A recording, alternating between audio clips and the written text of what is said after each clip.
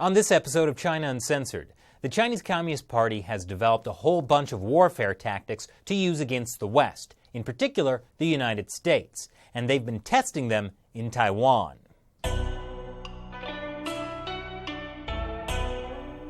Hi, welcome back to China Uncensored. I'm your host, Chris Chappell. The Chinese Communist Party is engaged in a campaign of unrestricted warfare against the West. Unrestricted warfare aims to achieve the same goals of war without necessarily firing bullets.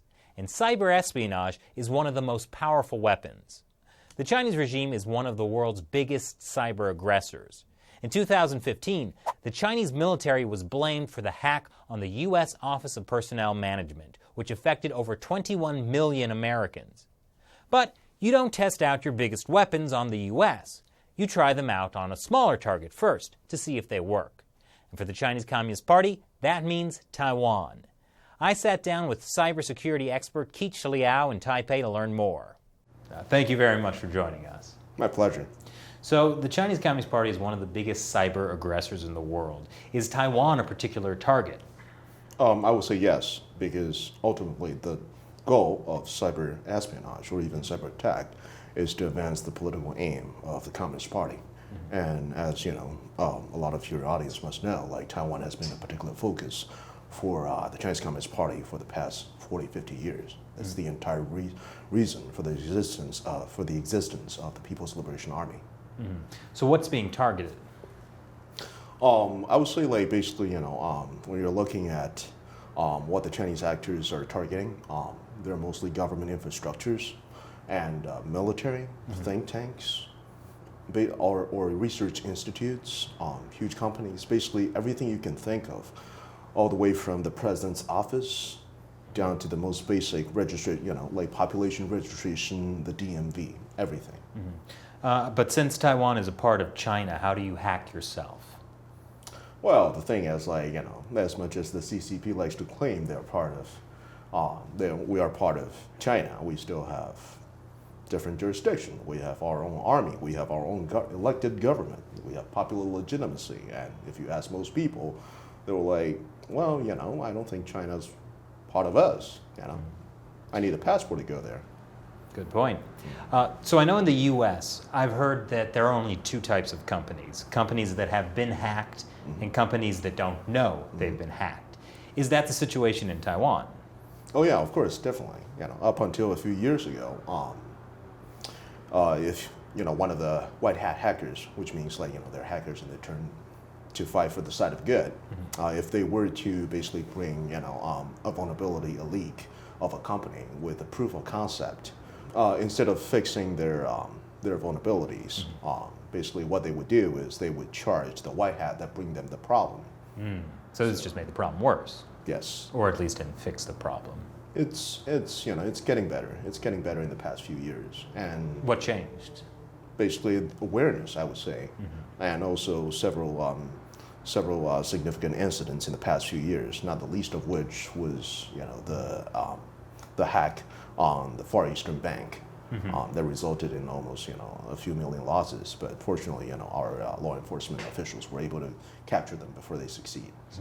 I'm curious. The Chinese Communist Party has said for decades that they are going to invade Taiwan by force if necessary.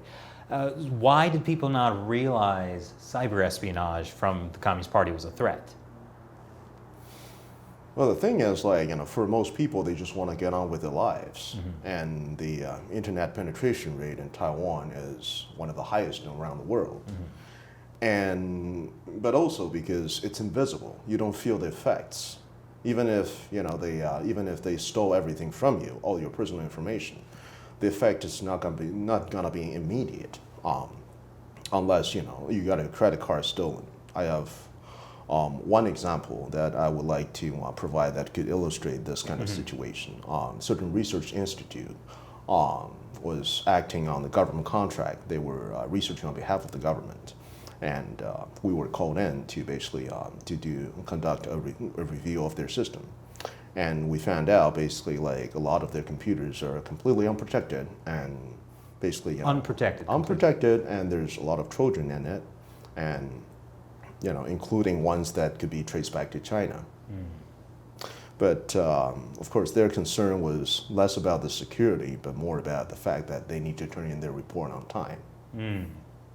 So I would say, like, awareness is the first step, and then that gets the people in charge to understand, like, what kind of consequences they're facing. So, what created that awareness? Was it that big hack, or what took? It's a gradual process, but I would say, like, when we talk about espionage, there's also the other side of that, because once you actually get into a computer system, there's a lot you can do. And the Chinese Communist Party, in terms of the organization of their armed forces, they do not make distinct differentiation between, say, cyber espionage and other kind of warfare. That's according to the science of military strategy, basically. That's what they're saying. Like, all of this is integrated, including psychological warfare, intelligence, electronic warfare, and of course, cyber warfare. So really, this is an aspect of war. Yes, definitely. They treat this as seriously as any warfare. This is a prelude to warfare, I would say that. So all this election-related, all this fake news, disinformation that you saw, people started catching up because you saw some unfamiliar use of phrases. People started thinking, wait, how much of this are actually coming from China? When you say fake news, are you talking about what happened in the U.S. or here in Taiwan? Here in Taiwan. Really, that was a problem here too. Yeah, and in fact, that's actually one of the most serious concerns of our national security establishment these days. So the Chinese Communist Party is trying to interfere with elections in Taiwan. When we say election interference, we gotta specify which part we're actually talking about. So, in terms of the actual voting process, because Taiwan's voting process is conducted by people, actual paper. You have a paper ballot, and then you put that in the ballot boxes, and then when it's time to actually announce the results. Yes, we track all of that. So it's actually harder to hack that, so to speak. But during the campaign, there will be stories, there will be polls. Actually, there will be all sorts of information that's open to manipulation on the internet. I hear what the Chinese Communist Party is doing in terms of interfering with the election process in Taiwan is sort of like a staging ground for tactics they're going to use around the world. Can you speak to any of that? In terms of staging ground, it's less of a election thing, influence operations. It's more about cyber espionage. So basically, that means the tools, the malwares they would use in other countries. And a lot of the times, this is actually according to American firms that they would test on Taiwan first. They would use Taiwan as a testing ground to see whether we're onto them or not. How good our detection are, how good our protections are, our security operations centers are, whether we're onto them or not before actually moving on. This is pretty common because you want to use your best weapons on the hardest opponent. So you want to test on Taiwan first before, say, going for more harder targets like America, for example. Yeah. So Taiwan really is on the front lines of this cyber warfare with China. Oh, without a doubt, yeah. And how do you tell if it's a Chinese state actor or an individual actor within China? Well, that goes to how we actually hunt the cyber actors. So one of the first thing when we receive, for example, an incident report, is that most of the time what they're after, what they're targeting, which institution, which companies they're targeting, and then you were able to ascertain at least some sort of motive. Why do they want this? For example, if the hack was against a military research institution, then there's very little doubt that government agencies or, for example, mercenaries will be interested in basically selling these information. And then you trace back to see if there's what kind of tools they're using, what kind of procedures they're using. Does this match any of the previous attacks that we're familiar with? And then when you see a pattern, you start comparing the tools to see how much this tool actually cost. And you could estimate how much this is going to cost, how much the entire operation is going to cost, and what kind of resources they have to devote to this. State-backed actors obviously having access to more resources. Yes. Okay. So in terms of actually cyber attack, you could effectively say they have unlimited resources because it's cheap. Most of these attacks Compared to like a tank. Yes. And I know the United States provides a lot of military support to Taiwan. Are they also providing like cyber? What's the term I'm looking for? Cyber equipment, cyber Insurances, superhuman samurai, Oh, yeah. cyber squads. Yeah. Well, the thing is, like, if we're talking about basically general cooperation, because we have to clarify, like, in terms of a cyber threat posed to people, there are generally two kinds. This is like, the most rough classification. You have cyber espionage, and then you have cyber crime. Basically, they're doing the same thing, but one is motivated by financial gains. The other is motivated by, others, state interest. In terms of financial crime, cyber crime, everybody's actually aware this is a huge problem right now. And hell, even China is part of the cooperation in this. But in terms of cybercrime cooperation, our law enforcement and intelligence community is actually very active with our partners in the States as well as in Europe. And they have regular conferences, they have exchange of intelligence. The case I was just mentioned, the Far Eastern case, they actually enlisted the help of Interpol as well. But in terms of the more serious state interest concerns, cyber espionage and cyber warfare, the thing is, like, even if there is a cooperation, that will stay behind doors because of the sensitive nature. Naturally. And what about the risk from Chinese telecommunication companies like Huawei or ZTE? Is that something Taiwan is on guard about? Oh yeah, definitely. And I would like to take this opportunity to point out we were actually one of the first in the world to point that out. Back in 2013, we were the first ones to actually ban any Chinese company from participating in bids involving our core network, like base stations, servers within government agencies. And that's for the establishment of the 4G network. And now when it comes to 5G, the NCC, the National Communication Commission, which is in charge of all the telecommunication equipment in Taiwan, actually announced that the rules won't change for the 5G. So Huawei and ZTE, they're still out. But in terms of personal equipment, like cell phones, your internet card, and everything, unfortunately, they are actually pretty prevalent in Taiwan these days. Really? What about Chinese apps like WeChat? WeChat and QQ, I'm sure a lot of people have heard, like, they are dangerous, you should not be using them, but people don't understand why they're dangerous. Now, there are many reasons not to use them, just purely from whether a product is secure or not. But in terms, because this is a Chinese company, a Chinese software, so there's the added problem issue of Chinese state censorship. And also, like, what they can do with these apps. So, for example, there were reports during the Hong Kong protest that the Chinese Ministry of State Security is actually sending this remote access Trojans through the WhatsApp in order to basically, sneak a peek at what's going on in your phone.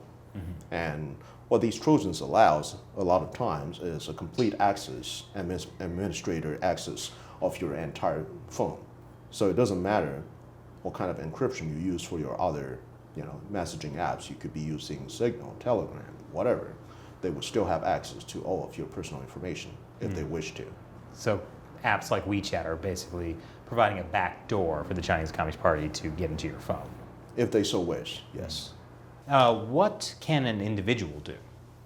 Well, ultimately speaking, I know this is going to sound really old-fashioned, but everybody's responsible for not only their own security, but everybody around them. Because if you don't care about what kind of leaks or what kind of access you're providing to potential hackers, potential actors, then you are just, a jumping board for attackers to attack everybody around you. That means everybody around you have to defend against you. So update your password every 3 months or so, because even if you don't leak your password, the people who has your password is going to leak them. Yeah. Use encryption, and for every software you want to install, I know there's like end user agreement, and it's really exhausting to read through all of them. but they would usually require access to some of your personal stuff, personal information. So read through them, and if it's not absolutely necessary, do not agree to share your information. That's the best that you could do on a daily basis. And also, of course, for Gmail, because almost everybody have Gmail, activate your two-step verification, because the goal of security is to make it harder collectively for the bad guys to do things. And what about, I'm curious about Chinese mobile phone games. Is that something people want to watch out for? Well, basically, mobile games are just like any other software. They're prone to all sorts of malware inserts. Now, basically, mobile games, I would say, like the larger concern these days are data collection and also the censorship nature, because there actually has been reports studying like kind of censorship is going on in Chinese mobile games. So that's another aspect that's unrelated with this. So what is the Taiwanese government doing about any of this? Basically, the Taiwanese government has been aware of this threat for a long time, and they've been gradually building up this capacity on a government level to counter, the cyber threat posed by all the threat actors, but specifically China. Now, in terms of securing our infrastructure, what they do is much like what we have for dealing with any natural disaster. We identify the critical infrastructure, but in this case, it's called the critical information infrastructure. And then basically, you have all these agencies reporting what kind of vulnerabilities they would encounter, whether they would be able to continue operation if any one of them was being paralyzed by any cyber attacks. So this kind of exercise has been going on an annual basis. And also, like in every government agencies and offices now, we've actually have security operations centers set up, and with people on site to monitor the entire cybersecurity situation of any given agency, and proper access rules, air gaps, all three different firewalls, internal firewalls that's all been set up. So I would say we have actually improved a lot. And considering the disproportionate amount of threat Taiwan's under, we're actually doing a pretty good job. Great. Well, final question. The Chinese Communist Party, if you had to pick, would be what Star Trek villain? Wow, that would be really hard. Oh, of course, it's easy. It's the Borg. Yep. Correct. You win the interview. Congratulations. Thank you. Thanks for joining us, Kitsch. It was wonderful to have you here. My pleasure.